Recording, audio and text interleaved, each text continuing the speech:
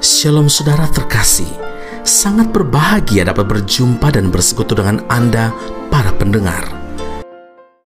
Ajarlah kami menghitung hari-hari kami sedemikian, hingga kami beroleh hati yang bijaksana. Saudara yang terkasih, setiap hari adalah hari baru dan satu hari hanya dapat kita jalani satu kali saja. Kemudian hari tersebut berganti dengan hari berikutnya yang sama lamanya, tetapi tentu berbeda keadaannya. Hari yang telah kita lalui sudah menjadi masa lalu dan tinggal kenangan. Hari ini merupakan kesempatan, sedangkan hari-hari yang akan datang menjadi sebuah pengharapan bagi kita. Saudara, karena begitu berharganya waktu, maka Musa berdoa kepada Tuhan agar dia diberi hati yang bijaksana sehingga dapat memperhatikan hari demi hari dengan sungguh-sungguh, supaya tidak ada satu hari pun yang terlewatkan dengan sia-sia. Begitu juga kita yang telah dikaruniai oleh Tuhan dengan banyak talenta, banyak karunia, pastilah kita tidak akan merelakan waktu berlalu begitu saja, sebab kita tidak tahu apakah esok masih punya kesempatan menyambut matahari menyingsing atau tidak. Dan bagi orang percaya, waktu adalah untuk berjaga-jaga, sebab waktu Tuhan itu adalah ketika Dia datang laksana seorang pencuri. Biasanya pencuri mengintai kelengahan seseorang, mungkin saat ia sedang tertidur pulas atau bepergian.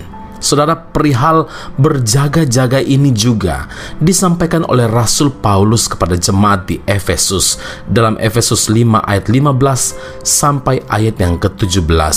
Karena itu perhatikanlah dengan saksama bagaimana kamu hidup. Janganlah seperti orang bebal, tetapi seperti orang arif, dan pergunakanlah waktu yang ada, karena hari-hari ini adalah jahat. Sebab itu janganlah kamu bodoh, tetapi usahakanlah supaya kamu mengerti kehendak Tuhan. Jadi saudara, kita harus selalu waspada dan tidak lengah sedetik pun. Kita harus bertanggung jawab menjalani hidup sepanjang waktu yang diberikan Tuhan ini, sebab waktu yang kita jalani ini sedang bergerak menuju kekekalan. Dan hidup yang kita jalani sekarang ini memiliki dampak kekekalan. Pertanyaan untuk kita renungkan adalah, apakah hari-hari yang saudara dan saya jalani sekarang ini sejalan atau sesuai dengan kehendak Tuhan atau tidak? Karena apapun yang kita lakukan sekarang ini sangat menentukan status kita di hadapan Tuhan nanti. Maka dari itu, waktu yang sisa jangan kamu pergunakan menurut keinginan manusia, tetapi menurut kehendak Allah. 1 Petrus 4 ayat yang kedua. Ingatlah, saat ini adalah waktu yang tepat untuk hidup kudus dan melakukan kehendak Tuhan.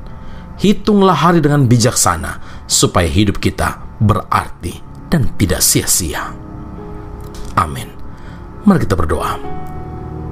Bapa di surga, terima kasih Tuhan Yesus untuk kehadiran Tuhan dalam kehidupan setiap pendengar Bread of Life audio yang Tuhan beri kesempatan untuk mendengar suara hati Tuhan.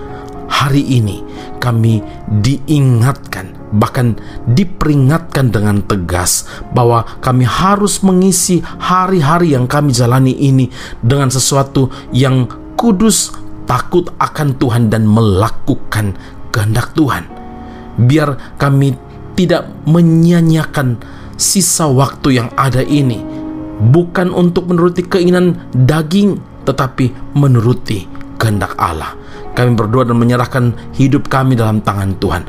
Biar setiap waktu kami selalu hidup dalam kehendak Allah, berjaga-jaga, memuliakan nama Tuhan, bahkan percaya hidup kami dijaga, dilindungi, bahkan diberkati oleh Tuhan.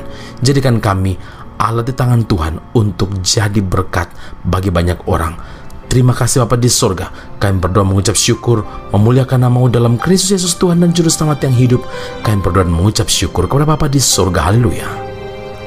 Amin.